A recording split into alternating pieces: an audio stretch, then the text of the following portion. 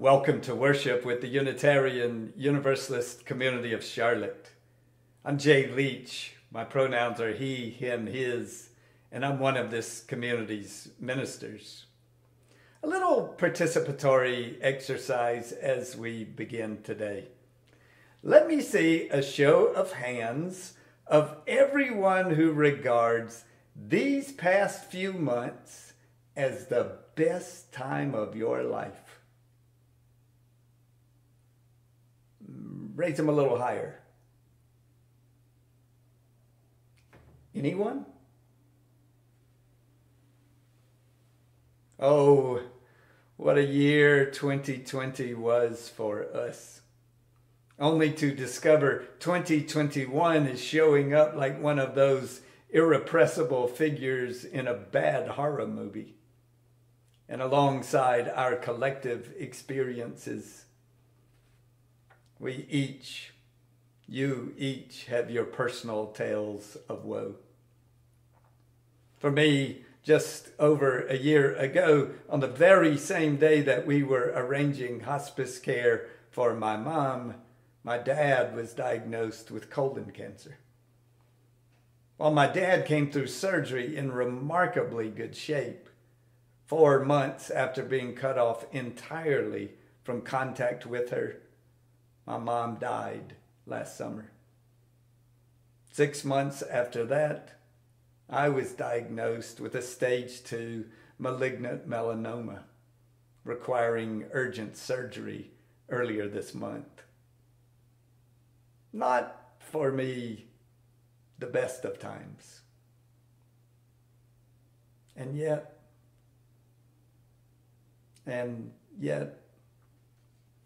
I've experienced something profoundly wonderful and sublimely beautiful during these tumultuous months.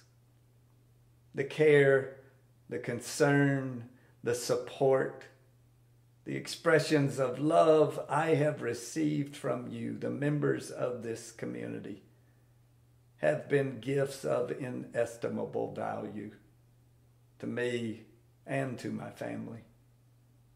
Your many messages, your cards, meals, and other acts of kindness have touched me more deeply than I will ever be able to say.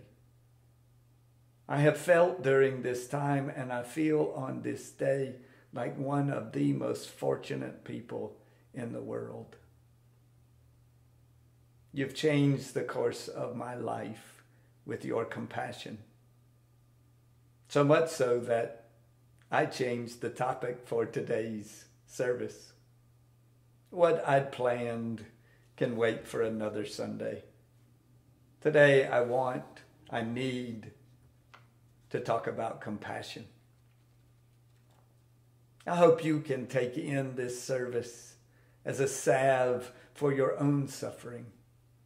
Whatever causes you pain, anxiety, distress, concern, this service is for you, for all of you. My wonderful colleague, John Herrick, will play. My beautiful wife and colleague in ministry, Melissa Mummert, will join me and is singing at my request. You'll hear our accompanist, Jessica Borges, at the end when we lighten things up a bit. Woven throughout our words, you inspired a summons to compassion that so many of you have embodied already. From the very bottom of my heart, my thanks to you. Truly, my thanks to you.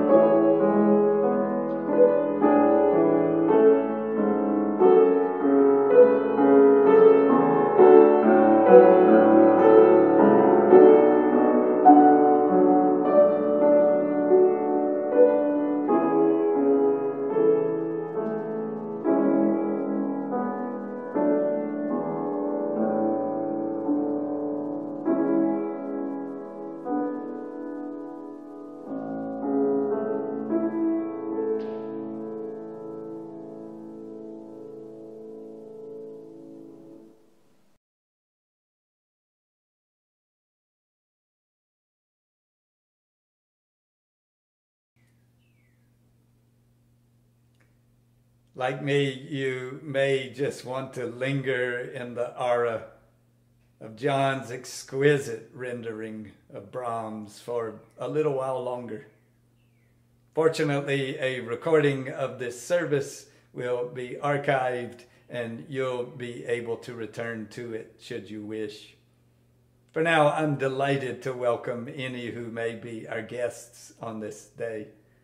However you were able to find us in this virtual format, we're delighted to have you participating with us. We can't possibly capture the heart of this community on a screen. So we hope to have a chance to talk with you. Go to our public Facebook page, look for a greeting message, and scan the comments for a particular greeting from our membership coordinator, Kelly Green. Simply reply there to Kelly's message and she'll be in touch with you. If you prefer, you can email Kelly at kelly@uuccharlotte.org. I'd welcome the opportunity to talk personally to you, and I'm sure my colleague Eve Stevens would say the same. You can let Kelly know, and she'll be delighted to set up those conversations. For all of us, member and visitor alike, that greeting message on our Facebook page awaits your comments, greetings to one another, as reminders that we are sharing this time together. As you are offering your messages, we'll offer you a glimpse of a time when we were actually together and singing with each other. The song's familiar enough to most of us that, at least on the chorus, we can sing along. Do so today by heart, from your heart. Welcome.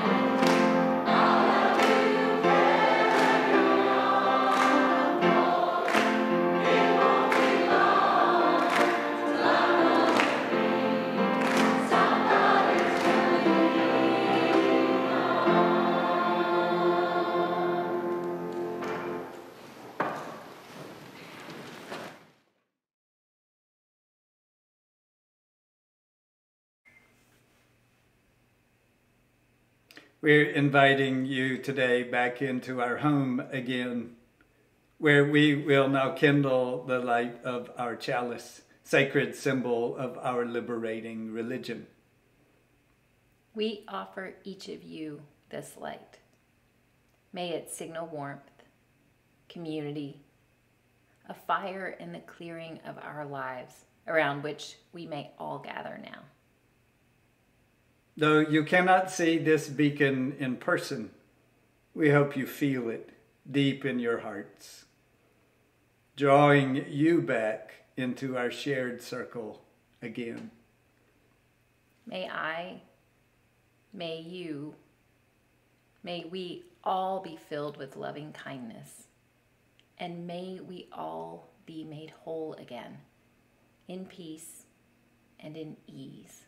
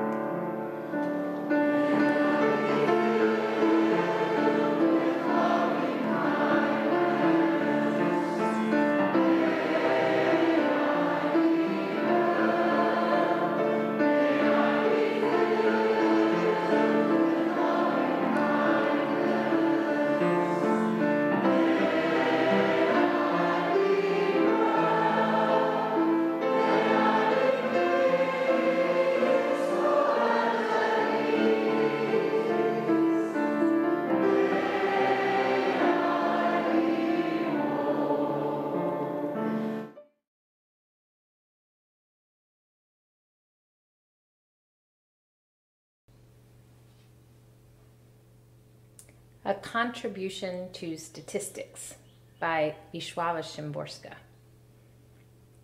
Out of every 100 people, those who know better, 52. Doubting every step, nearly all the rest.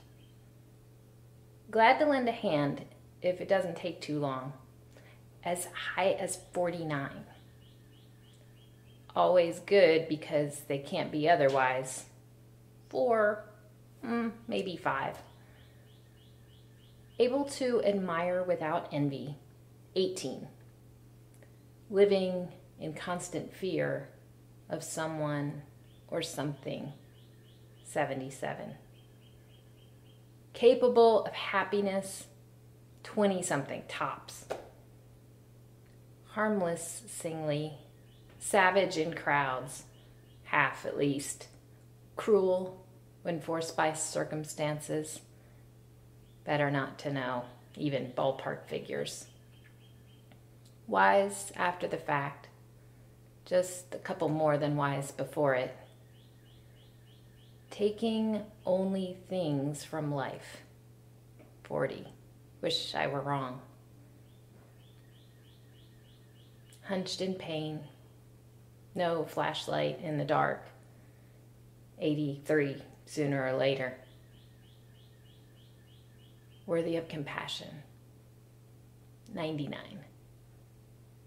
Mortal, 100 out of 100. Thus far, this figure remains unchanged.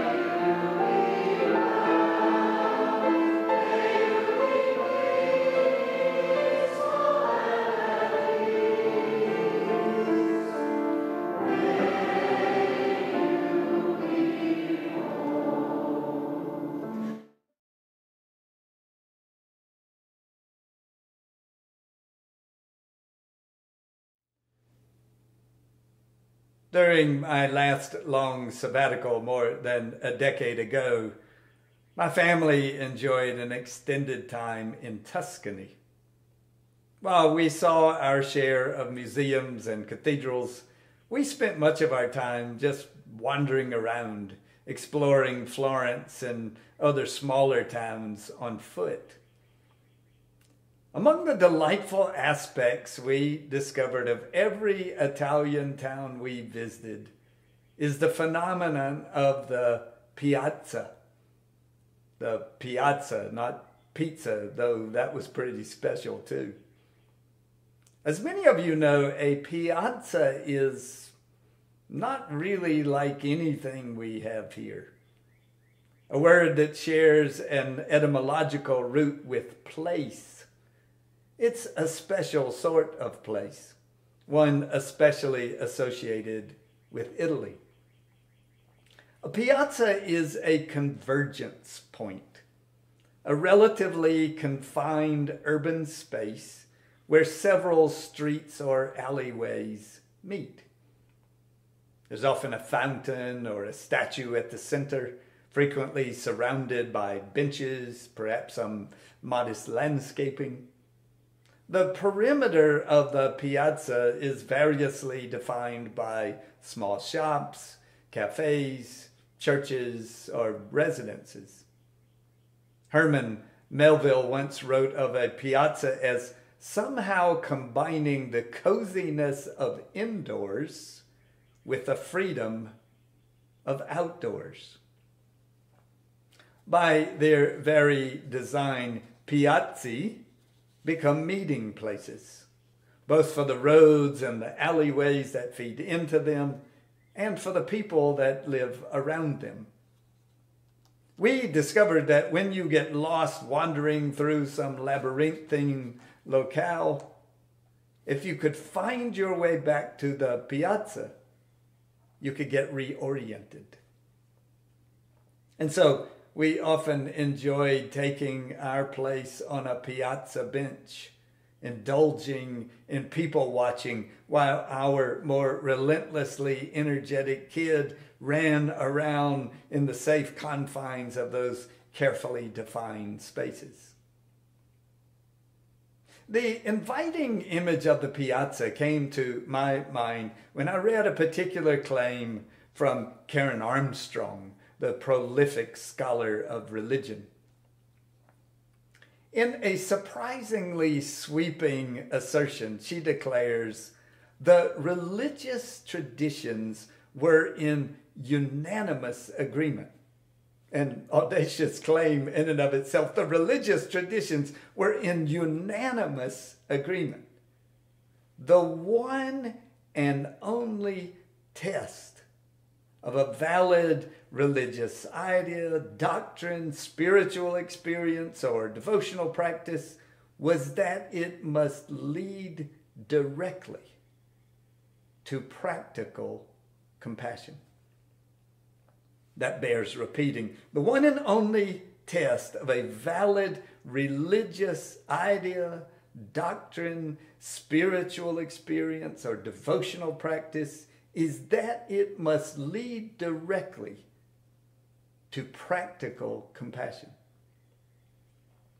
There are, of course, many religious paths. They head out in all kinds of directions, deeper into engagement with the world in some cases, withdrawal from the world in others, proffering a carefully demarcated course of strict doctrine or following a more general, even varying guideposts. Some are informed by exemplars and sacred text. Others are more apt to value personal experience or natural phenomenon. Some place their emphasis on individual, internal, sometimes even ascetic spirituality, while others are attentive to a collective, communal, even cosmic focus. And yet, according to Karen Armstrong, all these ways, these varying, often contradictory religious pathways converge. They find a common meeting place in what we might imagine as a sort of spiritual piazza. In her Charter for Compassion, Karen Armstrong writes, "The principle of compassion lies at the heart of all religious, ethical, and spiritual traditions, calling us to treat others as we wish to be treated ourselves. No matter the content, doctrine, creed, the style of worship, or holy book, all valid religious expressions," says this world-renowned scholar of religion, "lead to compassion, lead directly to practical compassion." Compassion. Compassion. Literally, to feel with, even to suffer with. Compassion is the feeling of deep tenderness and concern for someone who is suffering or who is experiencing some misfortune. Whether expressed in the so-called golden rule of Judaism and Christianity, in our own oft-sung invocation bidding, "Spirit of life, come unto me, sing in my heart all the stirrings of compassion," or in the Buddhist prayer that I, you, we will be filled with loving kindness, peaceful and at ease and whole, that is weaving its way through our service today. Compassion is the common space, the convergence point, the common ground to which all religious paths, all spiritual practices are leading.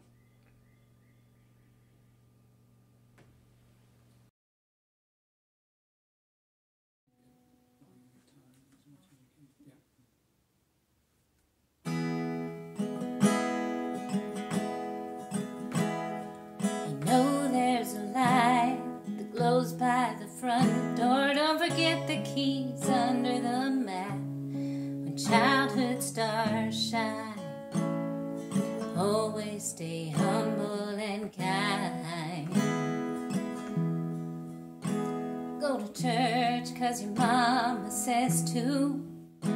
Visit Grandpa every chance that you can. It won't be wasted time. Always stay humble and kind. Hold the door, say please, say thank you. Don't steal, don't cheat, and don't lie. I know you got mountains to climb, but always stay humble and kind. When the dreams you're dreaming come to you, you put in is realized. Let yourself feel the pride, but always stay humble and kind.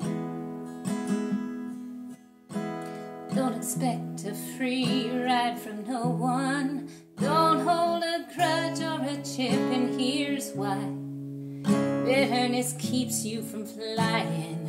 Always stay humble and kind. Know the difference between sleeping with someone and sleeping with someone you love. I love you ain't no pickup line, so always stay humble and kind.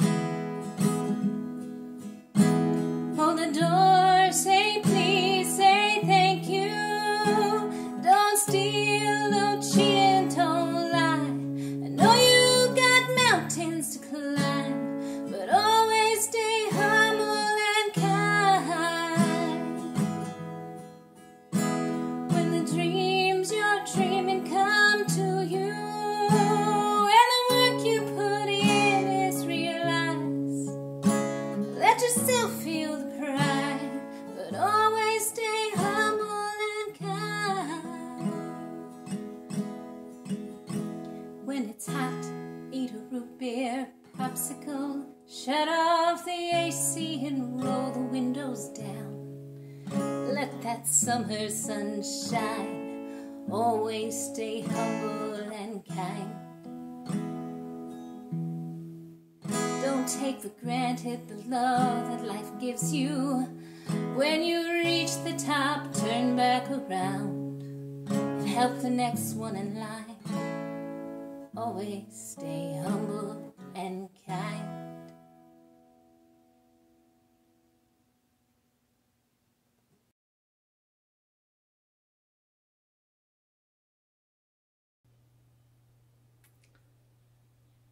When those early Hebrew adherents were laying out the course of their religion, they established a guidepost that is likely familiar to most of us.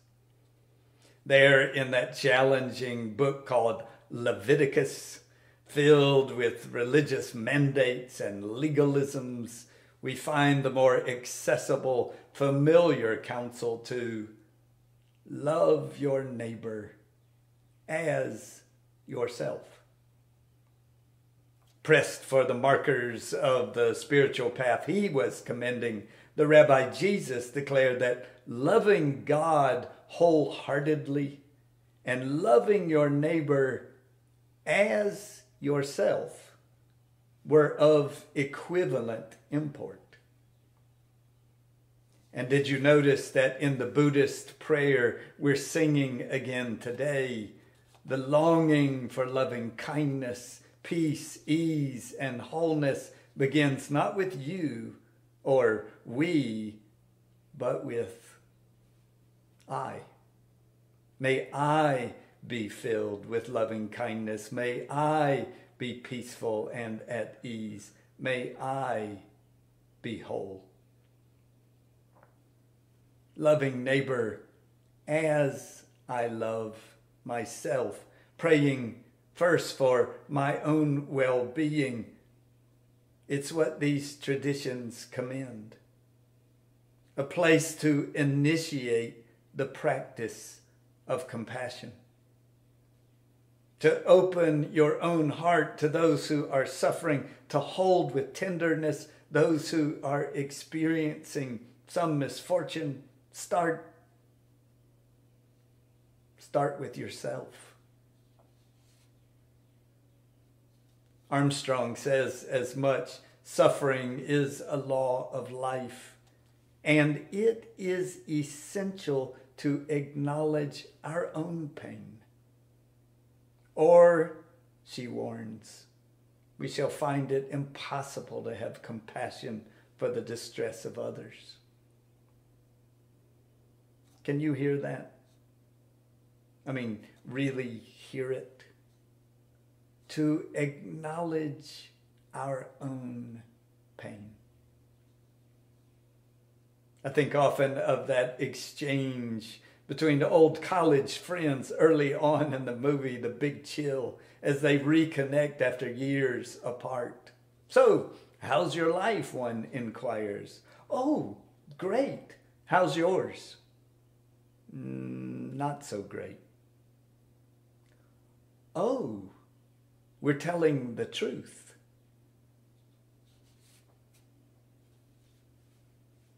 How's your life?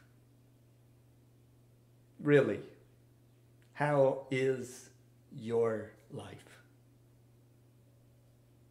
Of course, there's so much about which you and I should feel rightly grateful.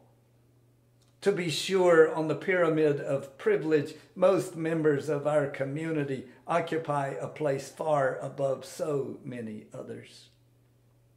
So, how's your life? Oh, great. And how often I've sat with one of you, or more recently talked with you, heard of some struggle, some pain, something agonizing. And then, almost predictably, it's followed by an effort to discount what you just said. Oh, I know others have it so much worse.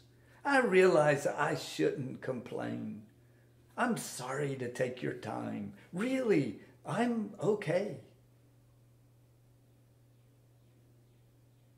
How's your life? Poet Jane Hirschfield tells a truth most of us avoid when she writes, "The world asks of us only the strength we have, and we give it. Then it asks more, and we give it." To be human is to suffer. It's a given.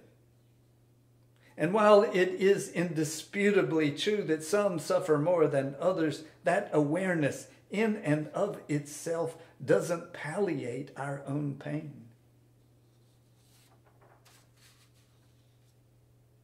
What worries you today? What physical, mental, spiritual health concern gnaws at you? What family member, what friend is suffering, causing you to suffer along with them? How's your life? Admit it. It includes suffering,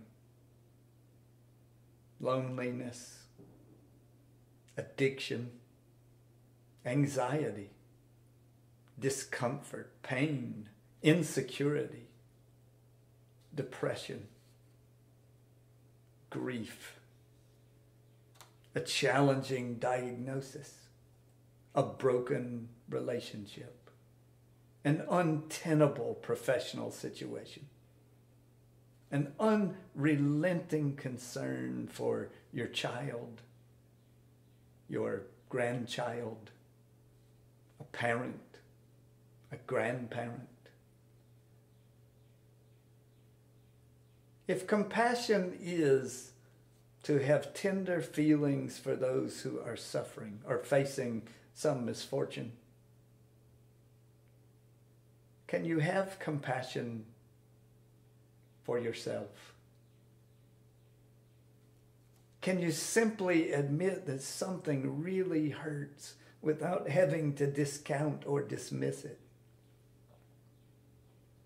Can you receive help, expressions of concern, offers of support, compassion from others? How's your life? Really? How is your life?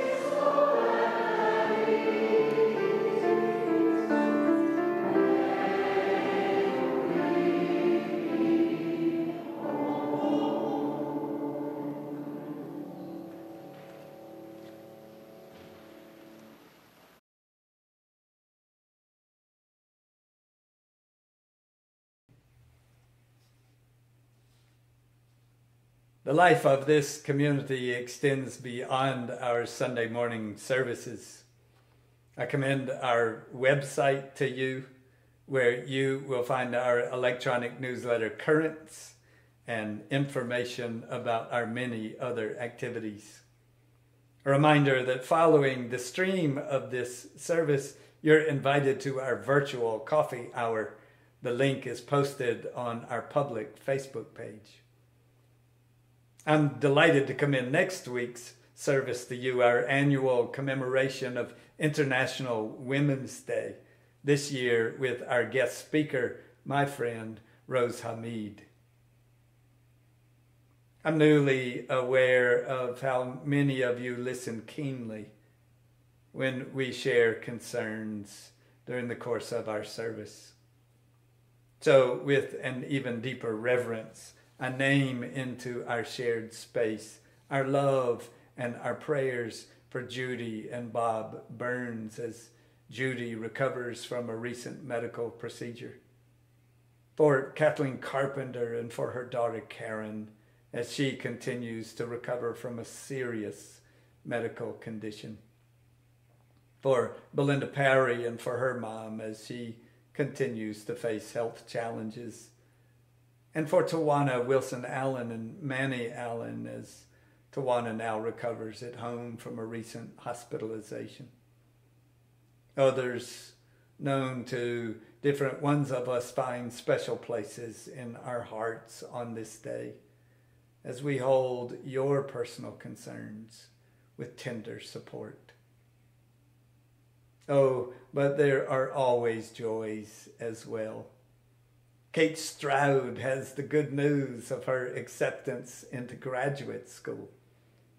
And Kathleen and Carter Utzik bring glad tidings of the birth of their first grandchild from their daughter Megan, who we watched grow up here in this congregation.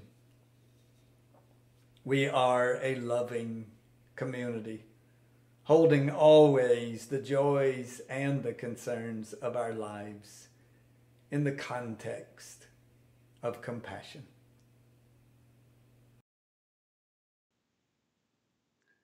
We are sustained as a loving community, not only by our care and concern for one another, but by the support that each one of us offers to our community.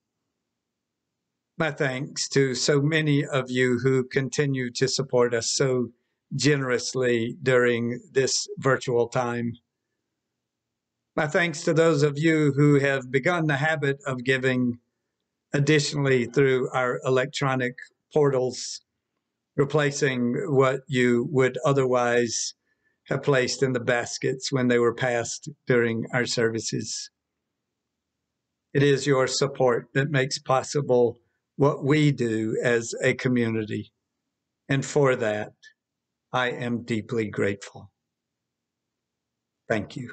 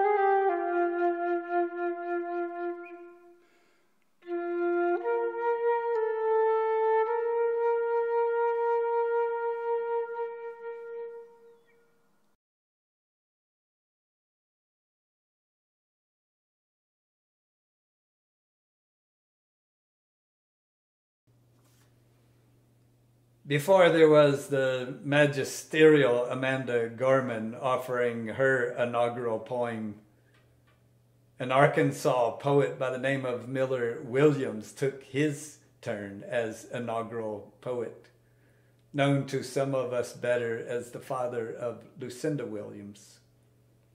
He writes in a brief poem he names simply Compassion. Have compassion for everyone you meet, even if they don't want it. What seems conceit, bad manners, or cynicism is always a sign of things no ears have heard, no eyes have seen. You do not know what wars are going on down there where the spirit meets the bone.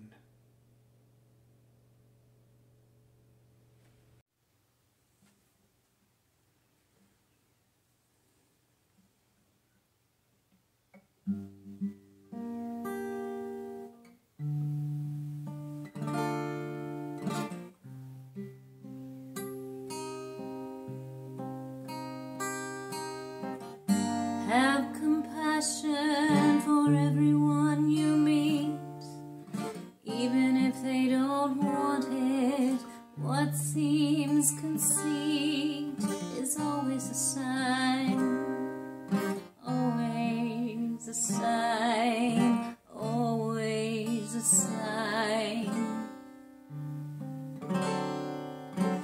For those you encounter, compassion, even if they don't want it. What seems bad manners is always a sign, always a sign, always a sign,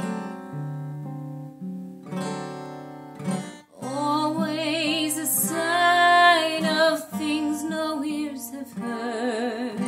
Always a sign of things no eyes have seen. You do not know what wars are going on down there where the spirit meets the bone. Down there where the spirit meets the bone. Down where the spirit meets the bone.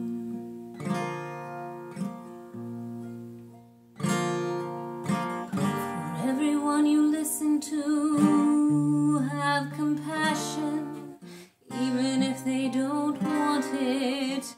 What seems cynicism is always a sign, always a sign, always a sign, always a sign of things no ears have heard. Always a sign of things no eyes have seen. You do not know what wars are going on down there where the spirit meets the bone. Down there where the spirit meets the bone. Down where the spirit meets the bone. Down there where the spirit meets the bone. Down there where the spirit meets the bone. Down where the spirit meets the bone.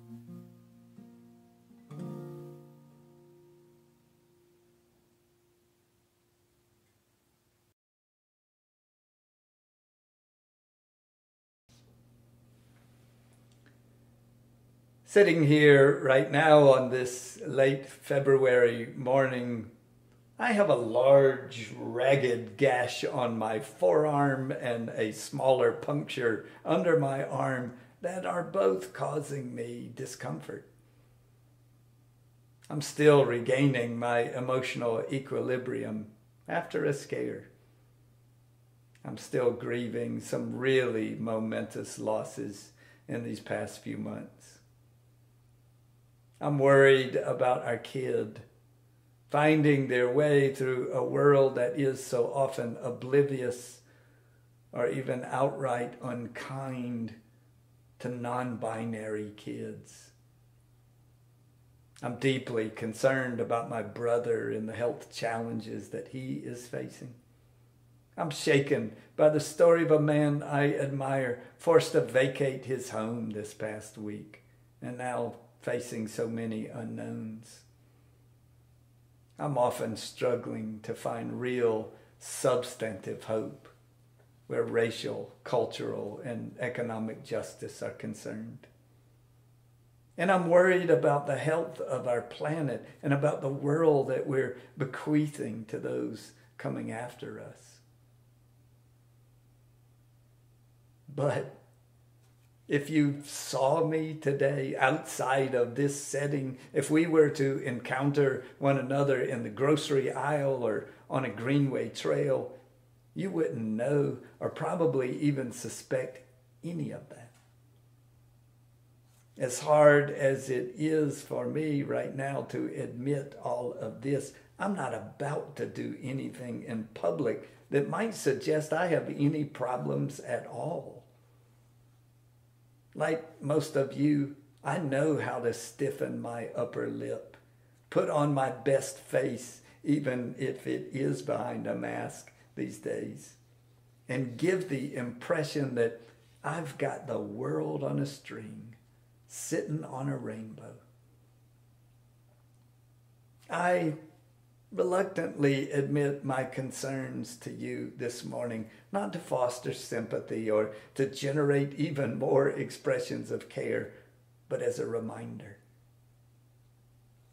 Whoever you do encounter today in a grocery aisle or on a greenway trail is suffering. Oh, they probably won't look like it. But they too have grief and pain and worries and problems. And whoever is in the room with you right now, whoever shares a meal or a conversation or a bed with you, whoever sits in a square on your Zoom screen, whoever you're working with, whoever delivers your packages, groceries, meals, or mail, whoever sits at the intersection next to you or occupies the crosswalk alongside you, whoever you encounter in any way is suffering, has their own weighty concerns.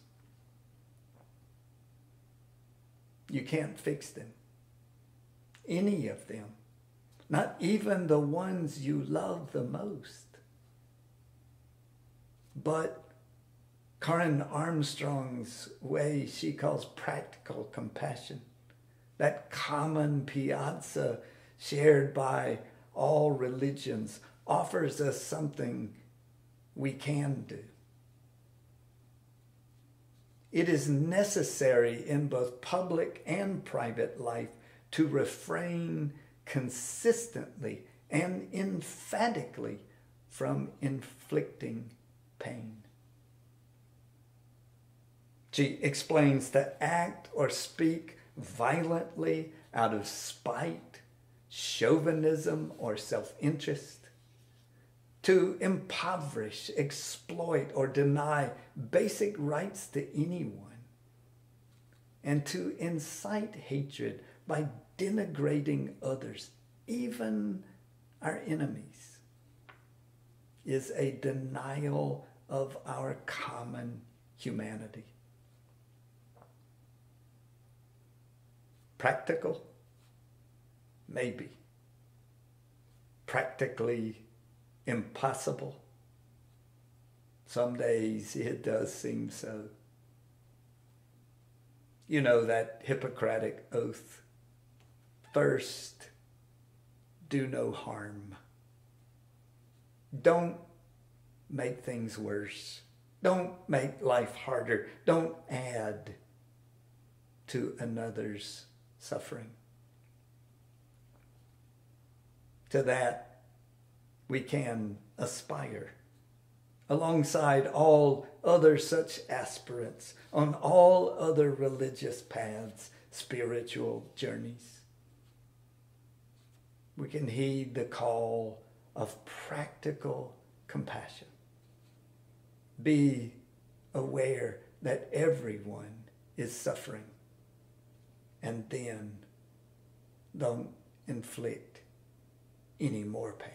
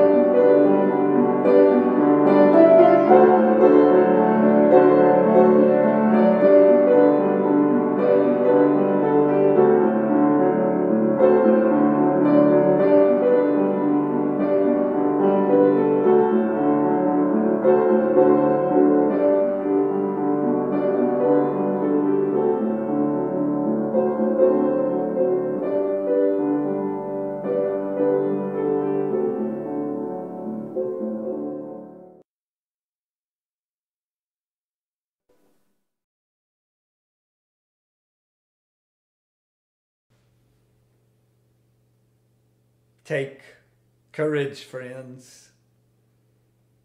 The way is often hard. The path is never clear. And the stakes are very high. Take courage. For deep down there is another truth. You are not alone.